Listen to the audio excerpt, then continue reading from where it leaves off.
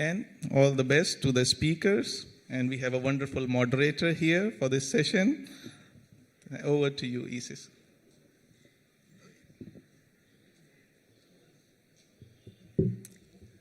Small woman. Hello, everybody. Good morning to all of you. It is, for me, a great pleasure to introduce these wonderful young people. You know, I was raised in the Theosophical Society, and all the older people were my uncles and my aunts. Now, they are all my nieces and my nephews, you know. We are family, and I'm so happy, I'm so proud of them. I went to the youth group to say hello, and they kidnapped me. You stay. Okay, I stay among my nephews and my nieces. And, well, the first one I have the pleasure to introduce is Catalina. Bueno, Rosita Catalina Isaza-Cantor Agniotti. I met her when she received her diploma, when she was 16 years old, in the hands of Mary Anderson in Colombia. She was a very young lady. Now she's a woman, a worker, hard worker for the Theosophical Society. Well, helped by my other nephew, Chica. Well, they work a lot here in Adyar. She helps the secretary. Well, her bio is very intriguing. It says, Catalina was born in Colombia, but always felt a citizen of the world. This led her on travels that allowed her to connect with other cultures, ways of thinking, and languages. Member of TS in 2006, I was there, I saw it, I'm a witness. Came in touch with Theosophy due to her parents, who encouraged her the inner search, spiritual practice, and study of Bhagavad Gita, secret doctrine, and other spiritual texts. Joining TS means finding the way back home. Since then, she began to work actively in various capacities. She lived and worked in Brazil. Wow, yes. And I am her daughter's godmother. We have close links. Well, in Spanish, in Portuguese, we say cunhada. Well, and she worked there as a volunteer for 5 years, and currently she's a volunteer and lives at the TS headquarters in Adyar. And she works very hard editing Colombian magazine, and we have talks every Saturday in Spanish, Teosófica Interamericana. She also gives talks in Spanish, English, Portuguese. She also gives talks in Portuguese. She's a wonderful theosophist, a very dear niece, very dear. And I'm very happy to give her the word. She will be talking about I am because we are, a dynamic link.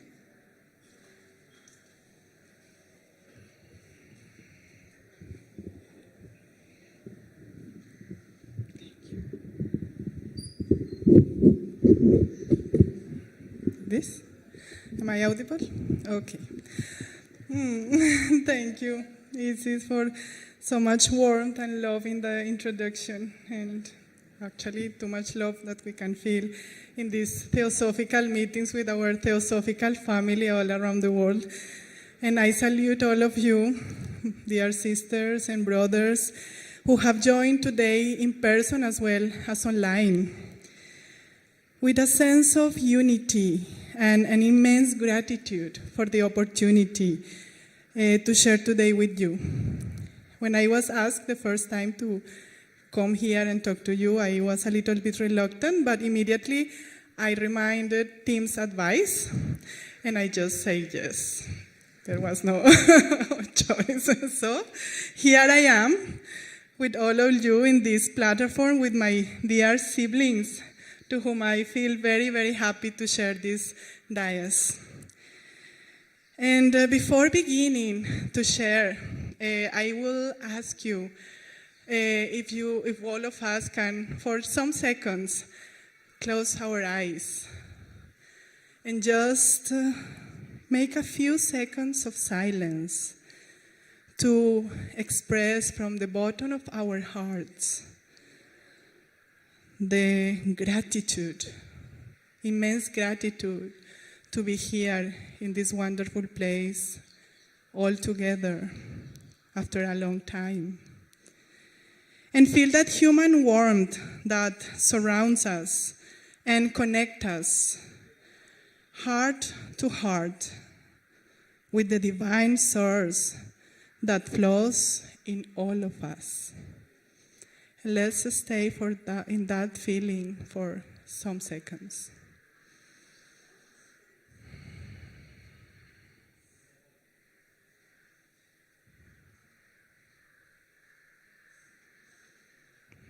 Well, when you feel so, please open your eyes.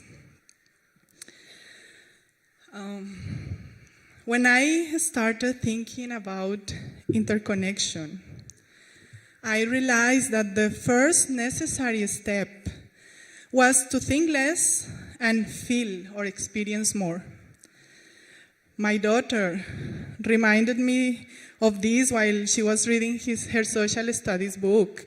And she was reading something about the prehistoric tribal, something like that. And she said, "Mommy, I wish I could live it. I want to go inside the book and live and learn firsthand." And yes, actually educators stress the importance of experience in order to introject the learning. Since we are all constant learners on this journey, I think this applies to everyone, and those of us who tread the spiritual path should take it seriously. Writing or talking about something does not guarantee that it will actually become effective in our lives. Even meditating and reflecting is not enough to bring true understanding. Though deep meditation and reflection help us to internalize, but practice is always needed. It is difficult to understand what, for instance, heat or anything else is if it is held as something abstract. We can write the word, we can pronounce the word, we can even talk about it. But if we have not felt the heat yet, any attempt to come close to expressing its true essence will lack real meaning in our lives. So I set myself then to the task of trying to observe on a daily basis how I was living, if at all, the experience of interconnection. With nature, for example, there was a satisfying result. Actually, it is hard not to look around, especially when you have the good luck, the good karma to live in such a beautiful place as Adyar, and almost instantly experience a connection with everything around you. There is a state of contemplation that transports oneself to a different state than the ordinary. And yet, it seems that this level of connection quickly fades when I find myself dealing with the challenges that nature itself presents to me. What do I feel when extreme rain or the strong wind of a cyclone takes over the scene? What when an insect that is not of my liking or that frightens me strolls around the walls of my house? Where does all that feeling of communion with nature go when I feel fear, helplessness, or frustration because nature does not cooperate with my plans as I expect? Perhaps that moment when I thought I had merged with the universe was more an experience of personal satisfaction, something close to an illusion. This is because there is still a huge degree of separateness, and that feeling is still superficial, not part of a true sense of oneness. Something very similar happened with other aspects of my relationships. I am only going to name one because time. With people who are close to my affection. It was not so complicated as with those that are not close to my affection. That was quite complicated to feel the interconnection. But with people close to my affections, I could feel that connection, especially when the relationship happens harmoniously and without disagreements. And the same happened even when any of them needed my help, even if this implying going out of my comfort zone or make a big effort on my side, I could feel the connection. But again, I realized there is a feeling of self-complacency, either for the shared well-being or for the help I can provide, which makes me feel useful. What happens then when one of my loved ones does not respond to my expectations? That feeling of well-being is affected. Where did all that love go? Actually, it has not gone anywhere, nowhere. It is still there because we are connected on a higher level, although we have forgotten this and believe we are separate entities. The heresy of separateness, as it is called, is understood when we remember the septenary constitution of the human being. We act through bodies on 7 planes of manifestation. Each one of these has a denser of a subtler type of matter. And as matter is subtler, it is more difficult for our mind and for our senses to perceive it. Given the present degree of evolution of the humanity, most of us operate mostly between the physical, the emotional, and the lower mental. It is easier for us by inertia to identify with the manifestations of those planes. When HPB presents the septenary constitution of the human being, she points out that the Atman, our highest principle, is not individual but collective. And it is present in all the other vehicles of consciousness. Let us remember the story in which Krishna, as a child, ate some sand. And then his mother asked him, please open your mouth, because he denied, no, I didn't do. But she said, no, you open your mouth, and he opened his mouth. And then she was able to see inside his mouth the whole universe in it, the stars, the planets, the galaxies, all animate and inanimate creatures. The self contains the all. Therefore, this all, and when I say all, you can imagine it with a capital A. This all potentially exists in every human being, as the sunbeam is inseparable from the light of the sun. However, due to the limitations of our senses, we live in a fragmented way, and we say, my Atma or your Atma, when in reality, Atma is simply that in which we are. Thus, the you and the I fade away, and there remains only the self, the universal love, which is the purest form of relating to each other. But even if we focus only on the triad, body, emotions, and lower mind, the interconnectedness can be seen. We share similar emotions, similar shortcomings, fears, etc. And the unconscious realization of that is what leads us to perform acts of empathy. The moments of empathy, and even those of antipathy, will not exist if there were not something in the other with which we identify and relate. Even at some extent, this relationship is, at first, somewhat superficial. If I can love or serve someone, the possibility of loving and serving everyone is latent. If many times I feel discomfort towards others, it is because in everyone there are possibilities of negative action, and perhaps they are there to remind me, as a part of that connection, that they are a mirror of my own shortcomings, and that the immediate task is that of self-transformation. And in this sense, we connect here in what makes us human. But if we go deeper, we can connect as well in what makes us divine. Without forgetting, as Sister Viva was reminding us a couple of days ago, without forgetting our humanity in the hurry to be gods.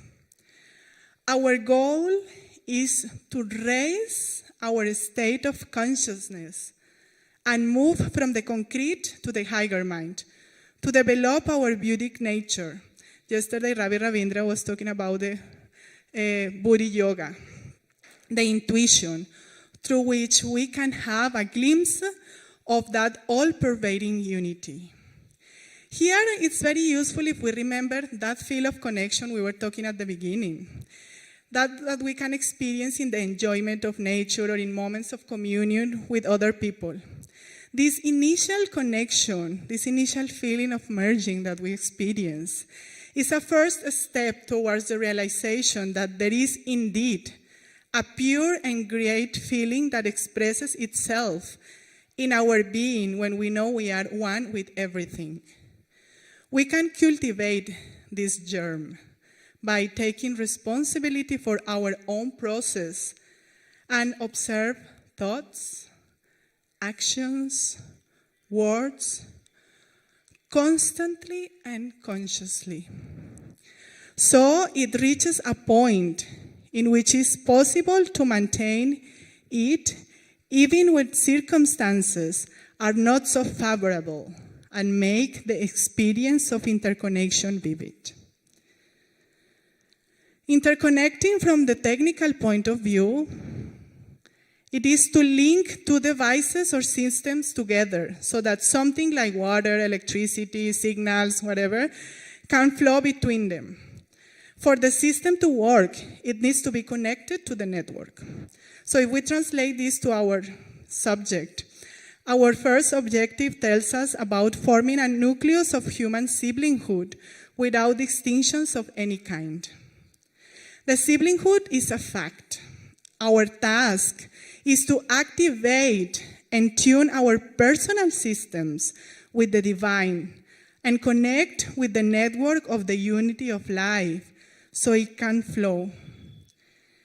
In the system of nature, for instance, if one link is affected, the network can collapse, and we are seeing that in our current times.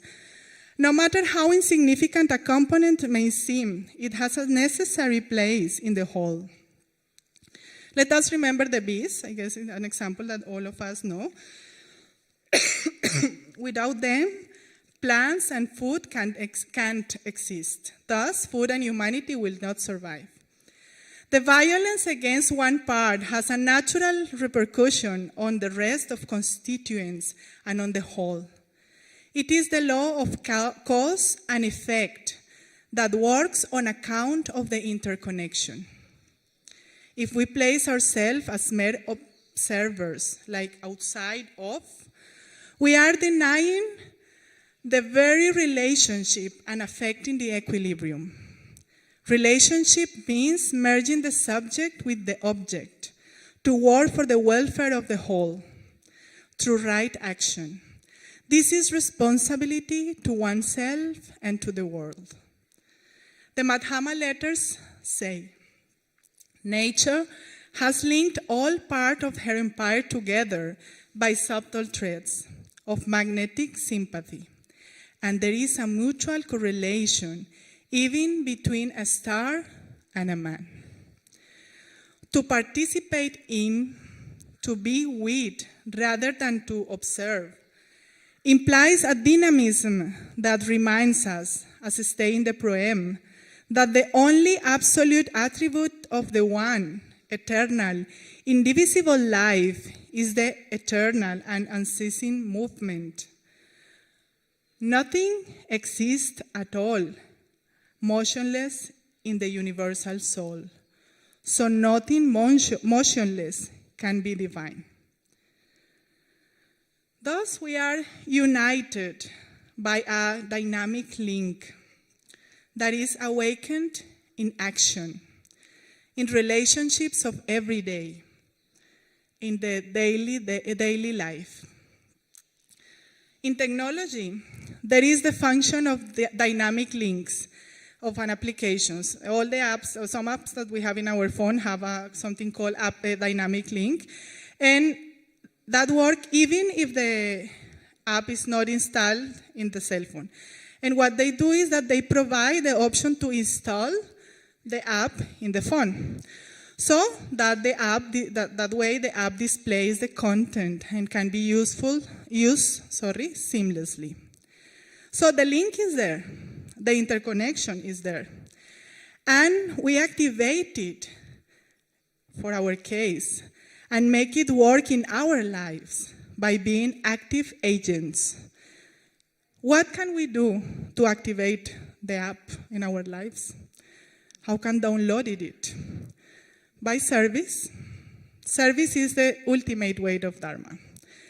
By serving, we forget ourselves and merge through pure love with others. There is a poem, very beautiful poem, that I really recommend you to read. I cannot read it all due to the time, it's a little bit long. It's from a Nobel laureate from Chile. She was also a member of the Theosophical Society. Her name is Gabriela Mistral. Maybe some of you know her. And the poem is entitled, The Pleasure of Serving. I'll just quote a couple of sentences. Okay, more than a couple, but I'm just quoting a part of it. She says, all of nature is a journey for service. There is joy in being wise and just. But above all, there is the beautiful, the immense happiness of serving. Do not limit yourself to easy tasks, but don't fall prey to the error that only great tasks done can be counted as accomplishments. There are small acts of service that are the good ones. Serving is not a labor just for inferior beings. God, who gives fruit and light, serves. His name could be rendered thus, he who serves. How else can we download the app? Through education. A theosophical transformative education for cooperation and not for competence, for fraternity and not for individuality, with love instead of fear, with dialogue and showing the consequences of our child's actions instead of punishment. And in the lines of education, by working seriously in our self-transformation and settle the right example. Also, as theosophists, we have the responsibility to get to know how the world acts in the occult planes, so we can understand that in the children, they already come with some tendencies from their past life. So we have to understand this to be able to nourish what is good, to be able to make their good tendencies grow, and just let the bad die of starvation. Let Peter, in the occult side of things, he says, if we can do this, we will change the world in 2 to 3 generations. So it's very important we know how this process of incarnation works in order to help the children. And for that, as I told, we meant to provide appropriate surroundings, a settled good example. And related to education, by fulfilling the real meaning of educate.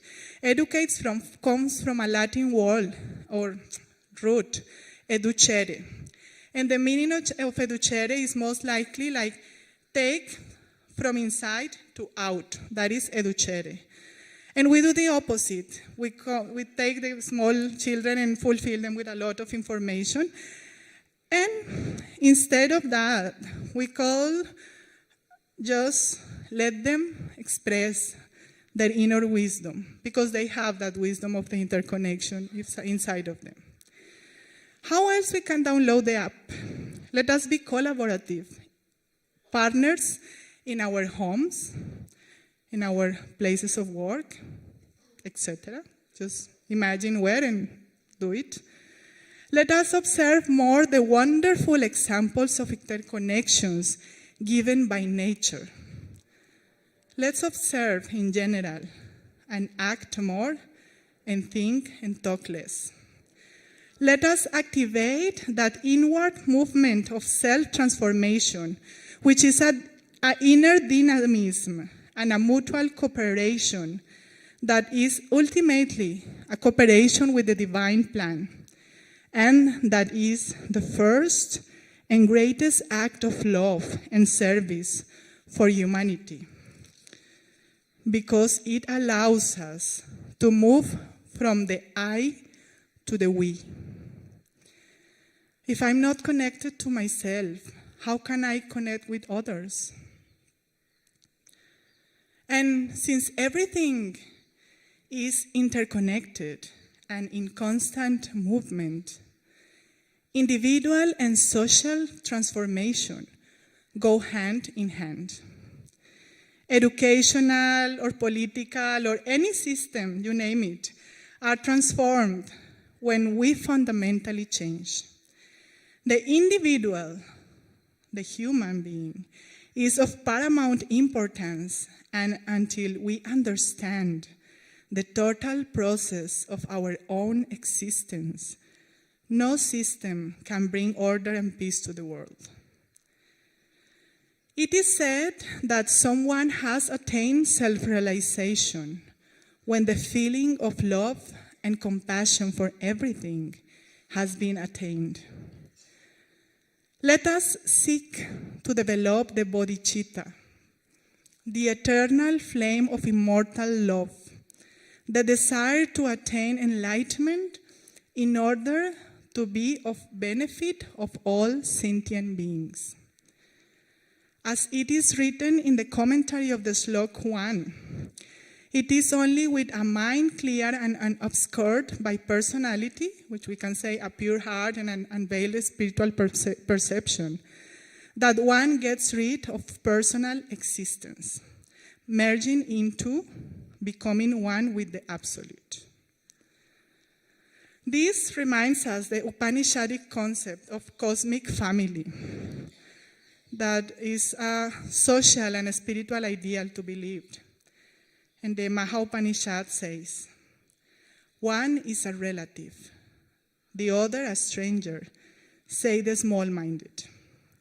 The sage believe that the whole world is one family. And let us not forget that in our human nature, we have desires, emotion, etc., but we are not our desires. We are the divine will.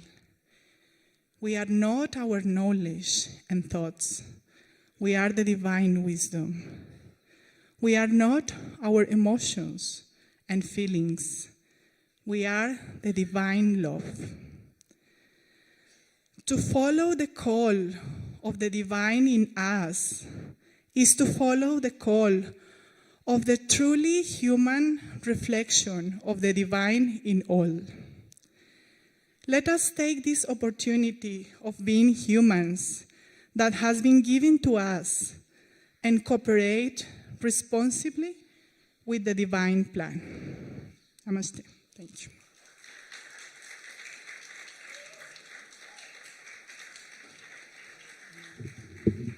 Thank you very much, Catalina, for these inspiring words, for reminding us of this living theosophy, this interconnectedness that is real in the higher and subtle planes, but we have to build it here and now at the levels of our personality too.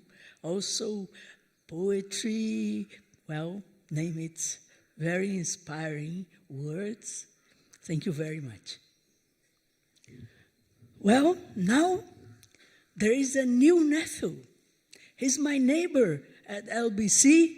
I didn't know him before, but we already love each other, right? Very good, very good. He's a brain person. He's a mechanical engineer. Yes. Let me find his bio here. Francis Lim is an assistant book steward, vice chairman of the youth group in the Singapore Lodge, and has been an active member for about 3 years. His keen interest is the intricacies of the mind and calling the bridge to bridge spirituality and science. This has led him to the Theosophical Society. Francis sees the TS as a safe space for the exploration of one's sole purpose, healing, and directions of service.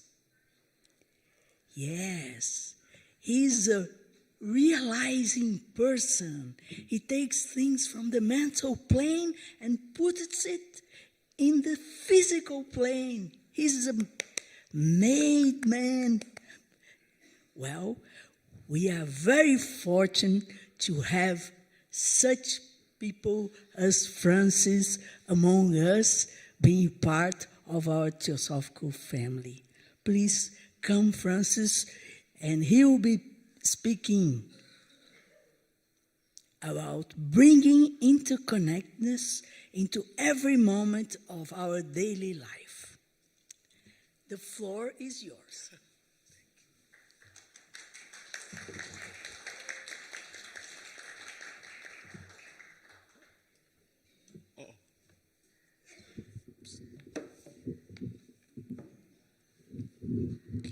Let me unlock my iPad first. Not my iPad, my friend's iPad.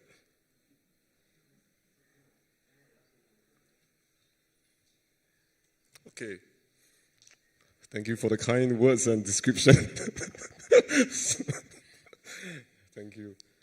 Yes. And similarly to Catalina, I was asked by Sara for if I want to give a sharing during the symposium, during the convention, and nothing went through my mind.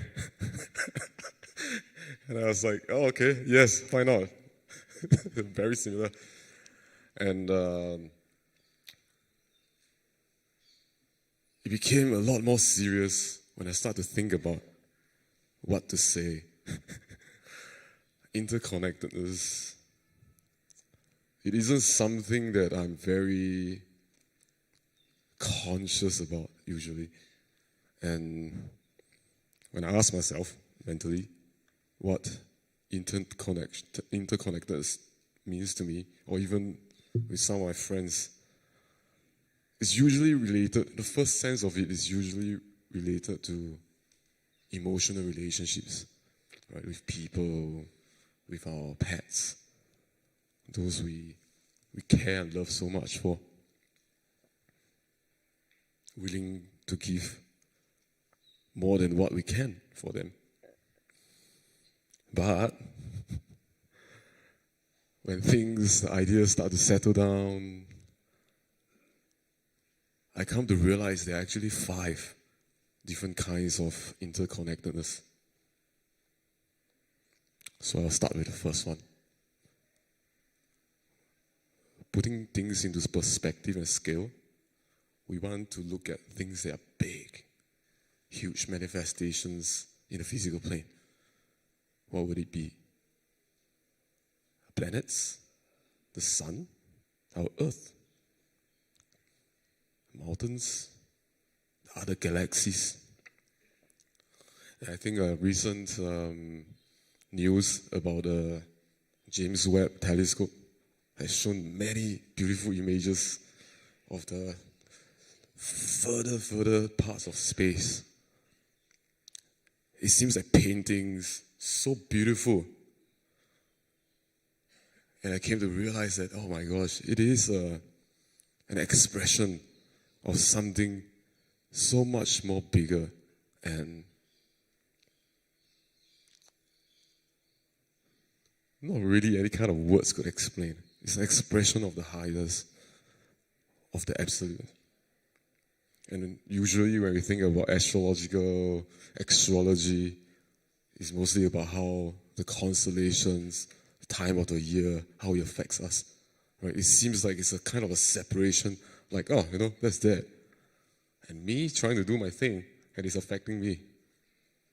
But when we really think about it, how it could affect us is because we have something within ourselves that we share in common with them, aren't we? And bringing things back, right, from the first point, there's a big influence and interconnection. The next one is actually in micro scale. In the context of superstring theory, when I start to try and understand it, and apparently I came across the book Occult Chemistry. I started to see some similarities that made me very excited. Very, very excited. Like looking at how complex assemblies of products, for example, that we are very familiar with, like cars.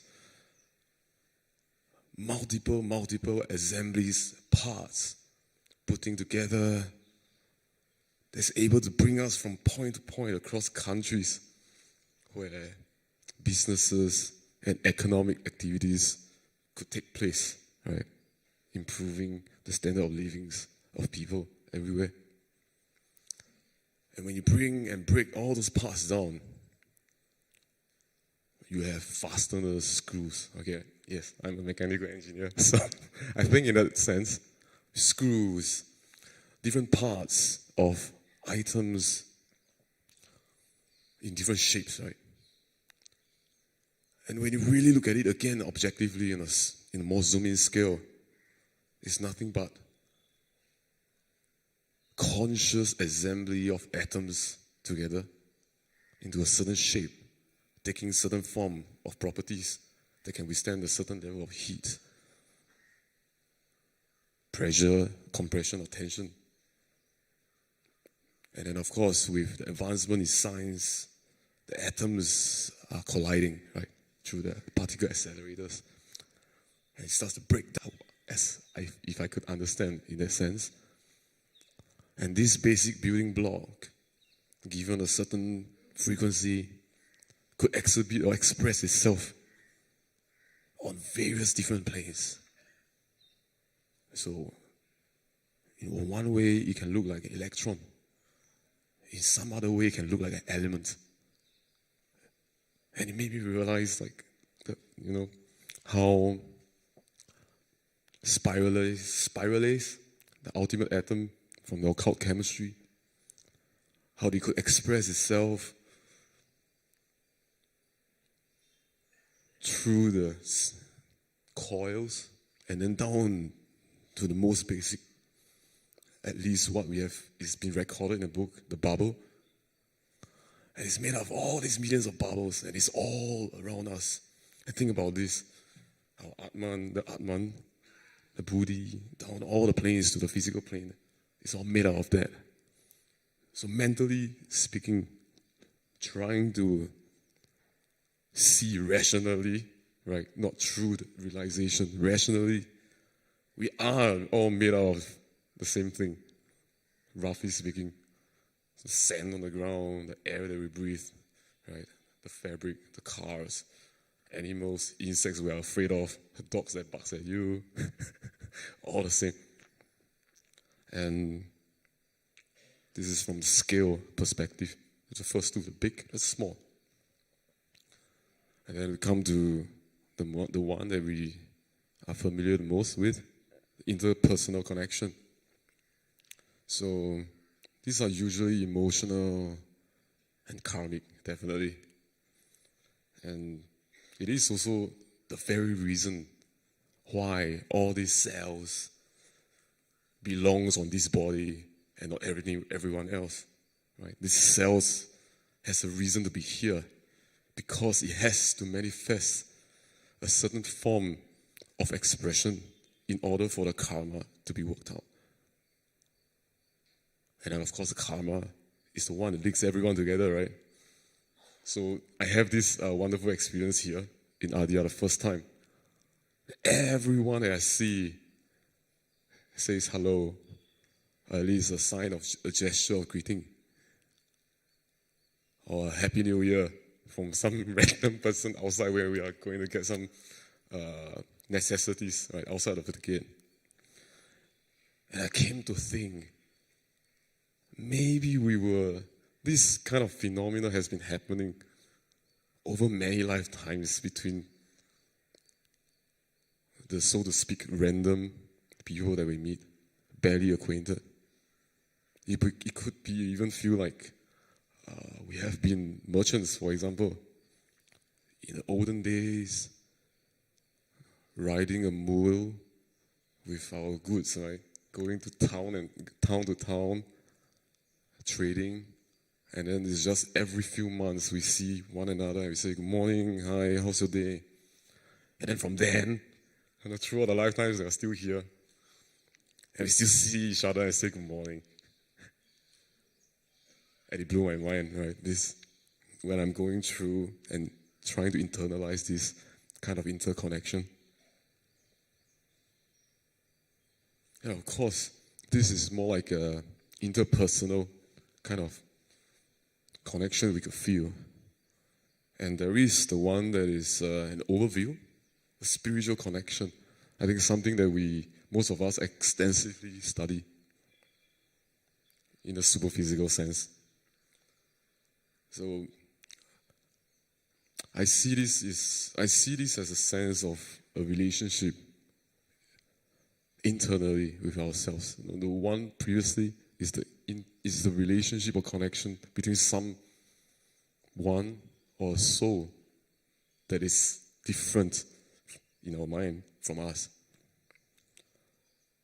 And this spiritual connection is the interconnection or relationship with ourself, the higher self.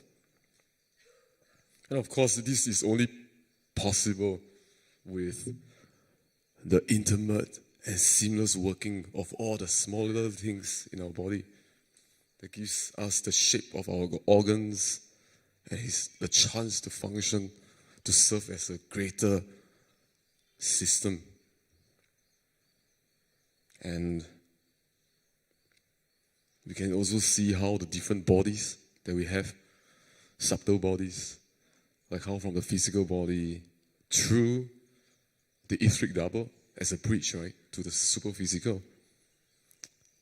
And then with this level of individualization comes another bridge, our higher mind, which is the bridge to the unity or love, where all is one.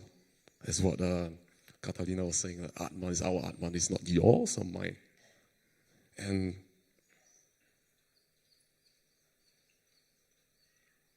interestingly, we can see all these things interconnected, from the biggest to the smallest, from the outside and the inside. But it's still like relative to each other. We can feel, we can see it. But what about things that, I've shared 4 kinds of interconnection. Can anyone think about any one more type? Very difficult. So I had this conversation on the way back from the mall during the break between the youth convention and the international convention. We were in a cab. And I asked my friend Brendan, what does interconnection mean to you? And he gave a very interesting answer. He said, just like the phone, he held out his phone.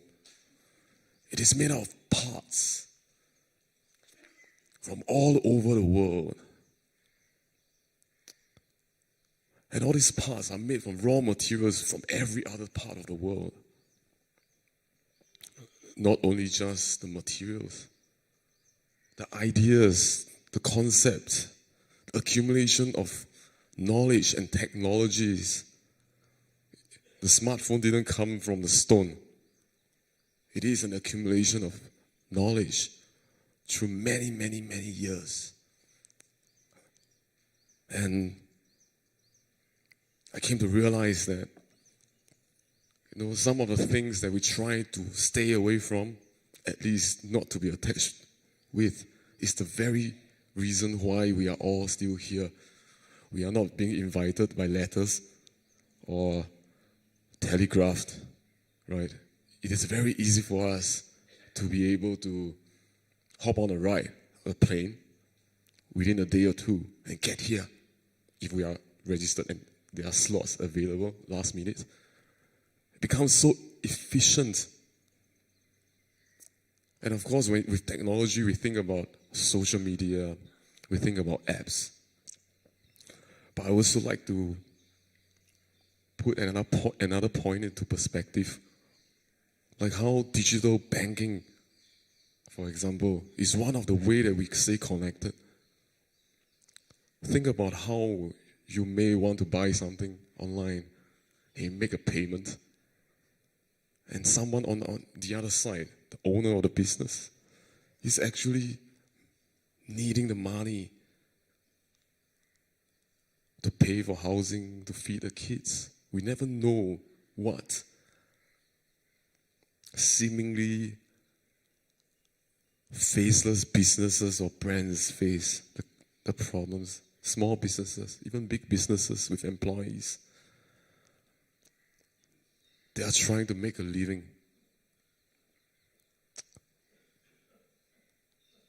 So we have all these different kinds of interconnections, 5 kinds.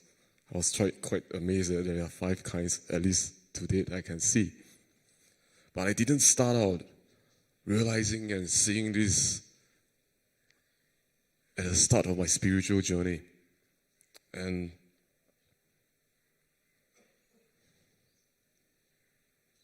this clarity is something that is very, very fine. Perhaps something that can be seen, but not easily understood.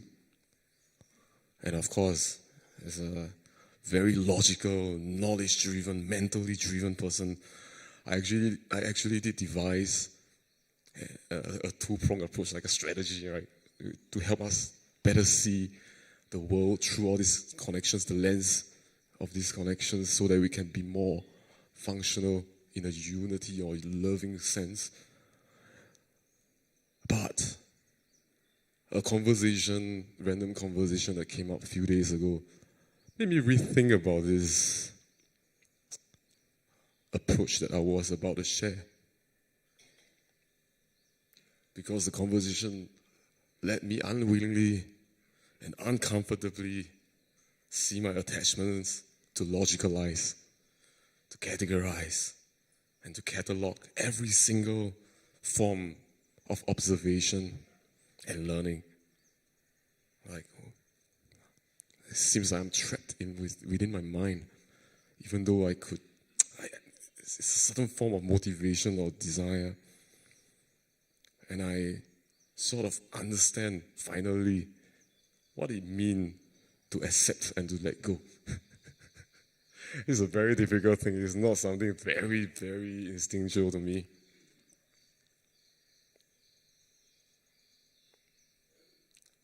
And I want to end my sharing with this quote very simple, but yet very profound, at least to me.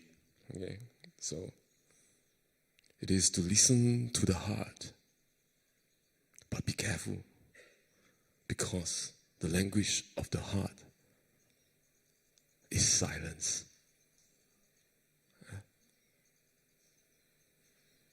Thank you so much.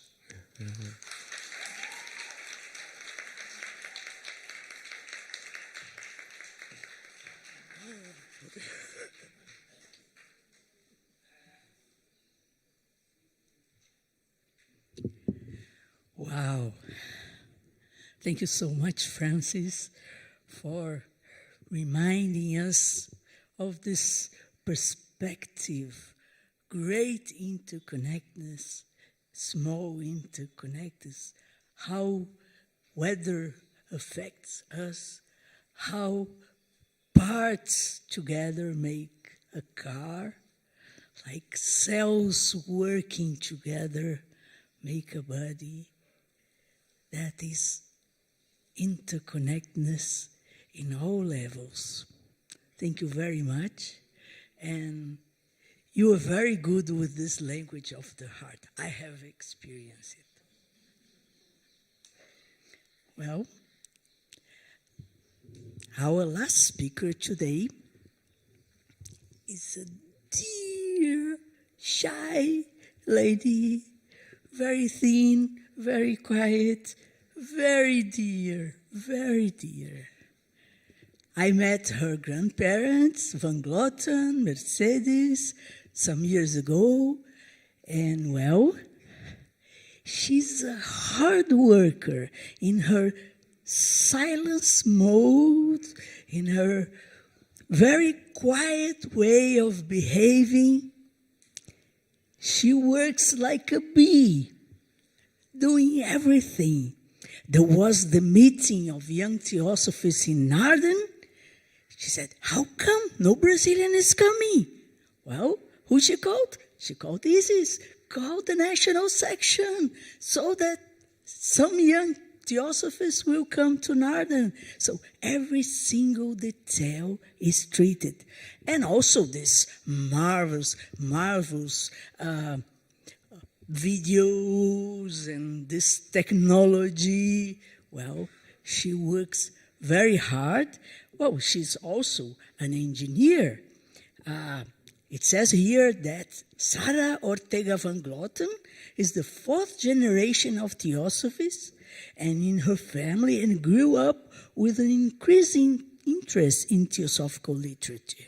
She became a member of the Spanish section in 2008 at the Arjuna Lodge, Barcelona, and at the moment she participates actively in a variety of TS activities as she feels devoted to theosophy through service, study, and meditation in order to bring about real awareness in daily life. She's a civil engineer and pursuing a PhD degree. I'm very happy that karma, life, gave me the opportunity with work with such great young people as Catalina, Francis, and Sara. Sara, come to give your address. The floor is yours.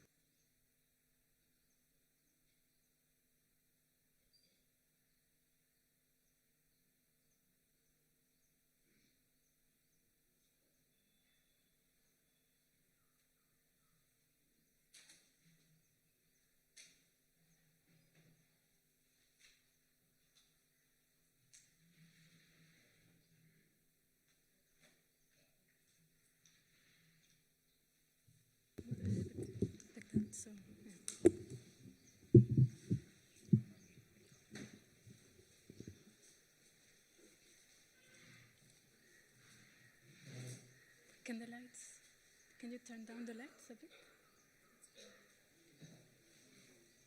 You can see?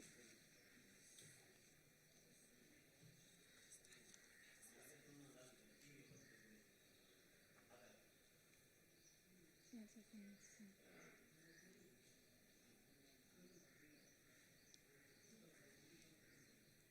Okay. Okay, it works. Yeah. Okay. Dear brothers and sisters, dear Isis, thank you very much for your wonderful presentation. So I'm going to talk on dwelling in union with the divine in connection with the theme of interconnection. And I suppose that the way I picked the title is because as a Sagittarius, I tend to point up and far away.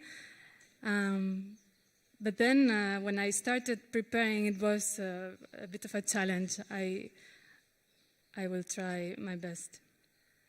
So as we have been listening the previous days, we are all interconnected, both in visible and as well in more subtler ways. And to what extent we may realize about those interconnections depends on the level of awareness in which our consciousness is mostly active. Here, I would like to mention briefly that as you may know, just before this international convention, there was a 3-day youth convention that took place. Here, I thought it was nice to include some of the photos. And we focused on the study of the book, The Hidden Side of Things by C.W. Leadbeater. And it was very interesting because it was also related with interconnection. And we were able to reflect on various aspects of the occult side of things from 3 different perspectives, which are how we are influenced ourselves, and how we influence others. So there is a large web that interconnects us all forms of life and all kingdoms of sentient beings. For instance, we are influenced by the natural surroundings, by the nature spirits from other lines of development, by public opinion, and even by the planets and the sun. Secondly, we also influence ourselves by means of our habits, our immediately physical environment, our mental conditions, and how we choose to spend our leisure time. What is the quality, what we choose to do. Thirdly, we do have the capacity to influence others by our own example, by how we behave, how we react when there come challenging situations, what we choose to do, how we treat others, what is our attitude in daily life, and then also by what we think, the thought forms that we project, by the power of collective thought in such gatherings as this one. And last but not least, by our relation to children and the lower kingdoms, how we care for them, how we are capable of consciously help them to progress further in the scheme of evolution. So overall, we were able to examine and discuss about these aspects, but also from a practical point of view. And the fact of considering and reflecting on this, especially those interconnections which may not be as apparent, provides a greater holistic comprehension and capacity to be more helpful in a more effective way. That is, if we are truly willing. Willing in the full sense of the word. Willing to inquire, to investigate and practice, to observe, to test and see for ourselves so that we build some inner conviction. Otherwise, it's not real. Then the interconnectedness with the divine nature and the one life may become a bit more real.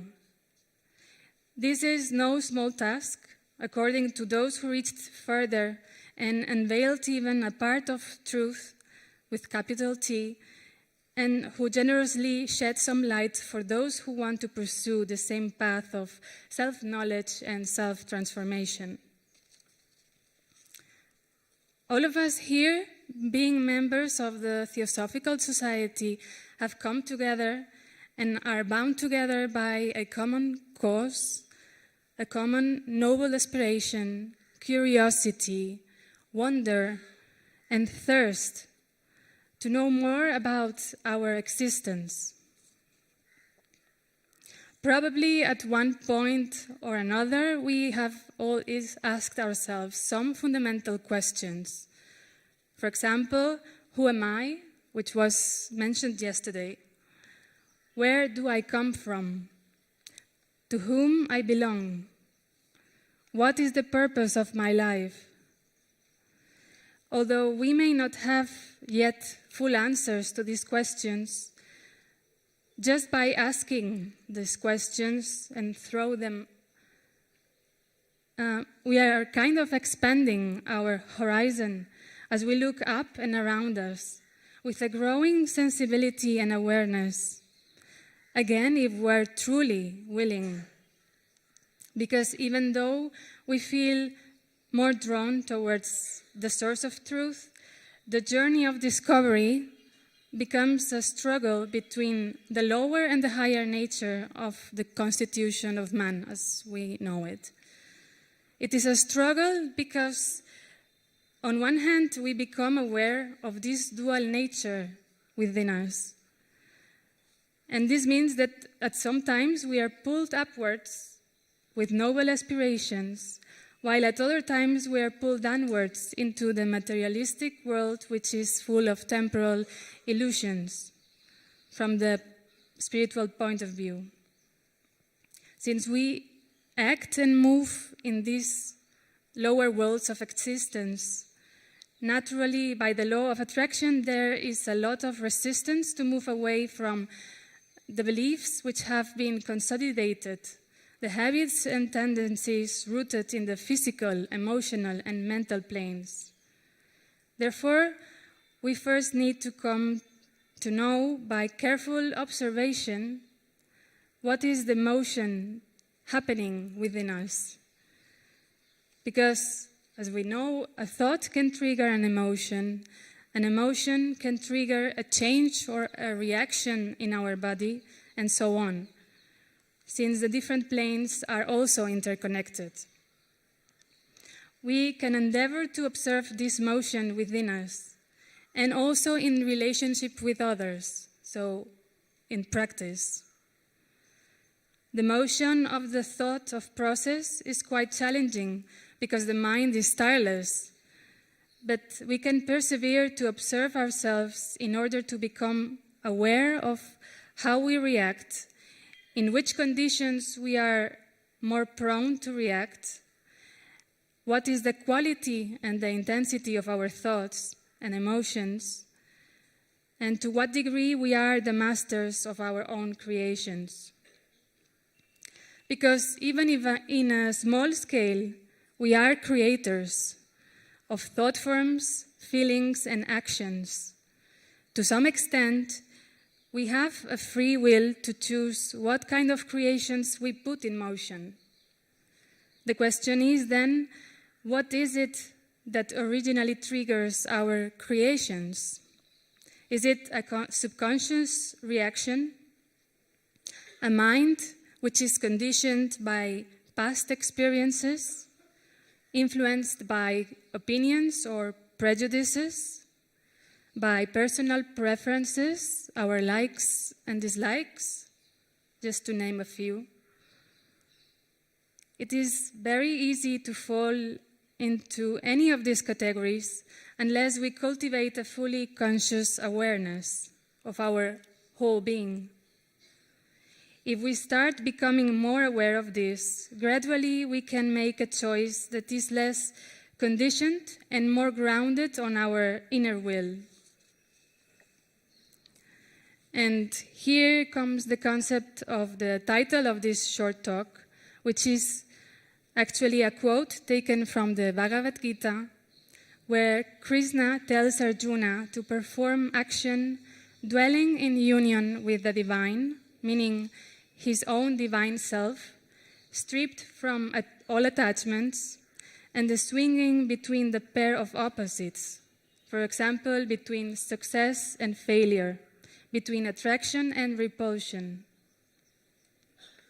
In many ways, we have been taught not to hold in high esteem any kind of failure, while pursuing or avoiding any particular thing makes us actually prisoners of preconceived expectations or anticipations.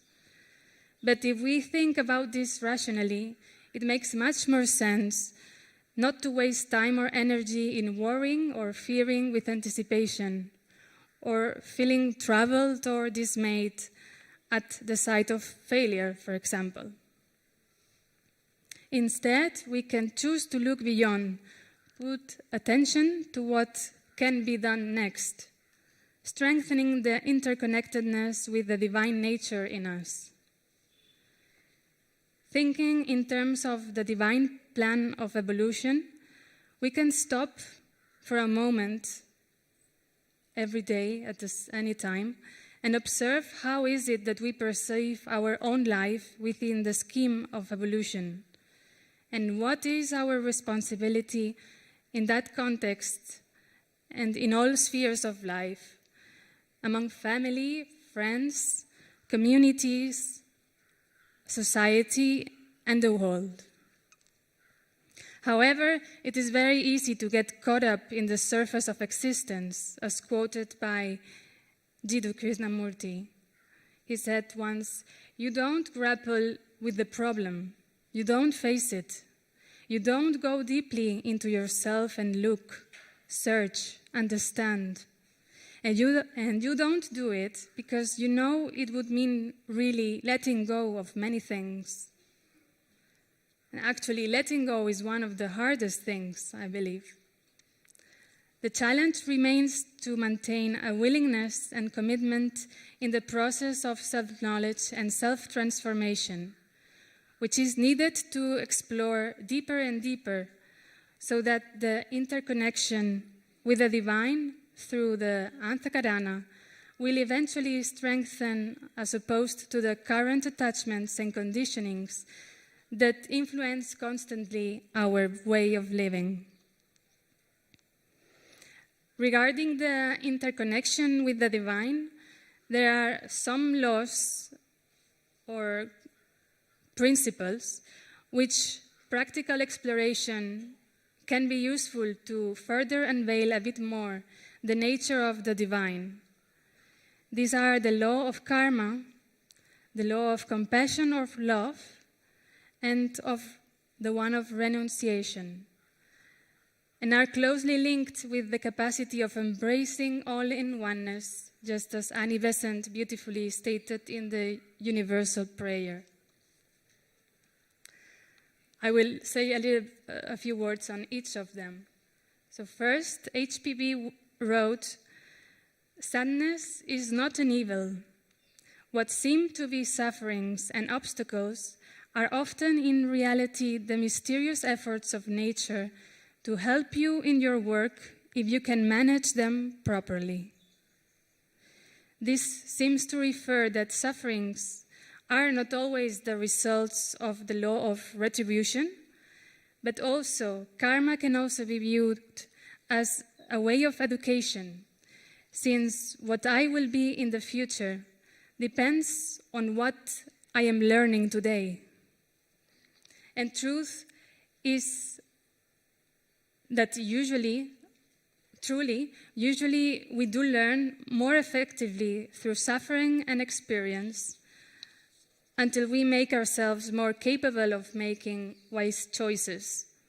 Wise choices meaning conscious, unconditioned, detached choices. And in this process, gradually one would start to unfold qualities latent in man, as depicted in the third object of the TS. With increasing wisdom and self-knowledge over time, the law of compassion and all-embracing love is what needs to be learned at the Buddhic level. Here is a quote by Radha Burnier. Love means grasping deeply in the heart that there is no separate good, no personal aim to be achieved. What is there to seek for oneself if all are an organic part of one whole? All seeking then is futile. Why do we struggle and strive in order to get somewhere within the indivisible unity? Where is there to go? Our minds are conditioned to think there are others because bodies differ in shape, size, or color, but these are only waves on the surface of the ocean.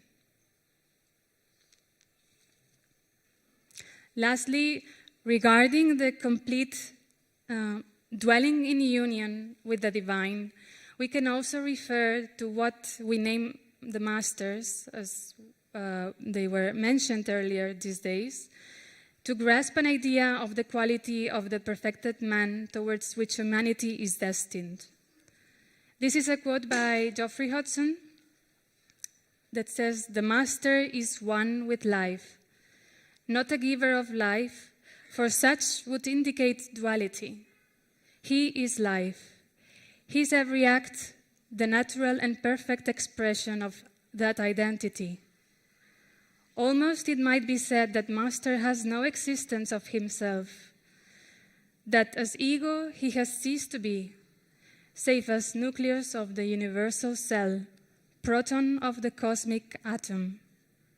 He is identical with life, essential to life, a principle in manifestation rather than an individual. Therefore, he shows forth the attributes of life in perfect spontaneity.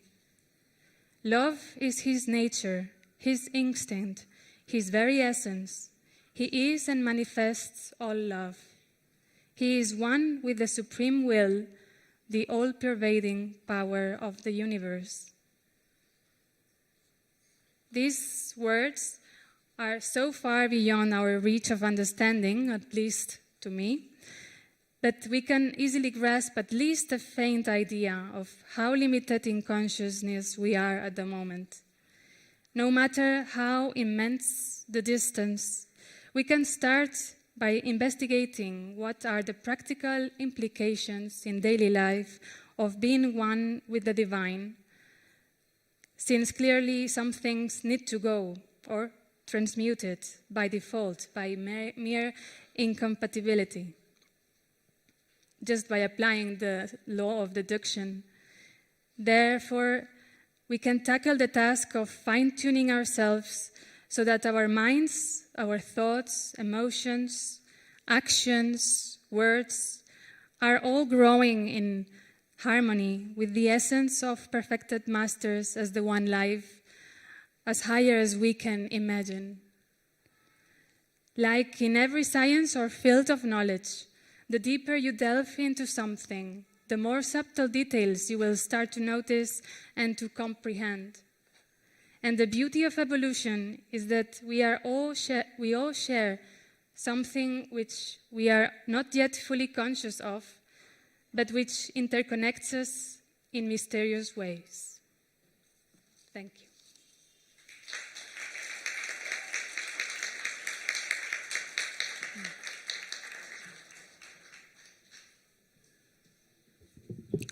Thank you, Sara, for reminding us of this interconnectedness of all kingdoms, about acting according to our divine being, description of the master,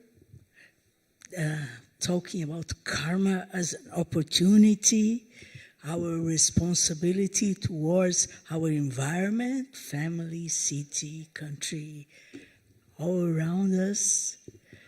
Thank you very much. I really appreciate these small talks of this young, great theosophist in which shoulders lies the future of the Theosophical Society. Thank you very much. Section is closed.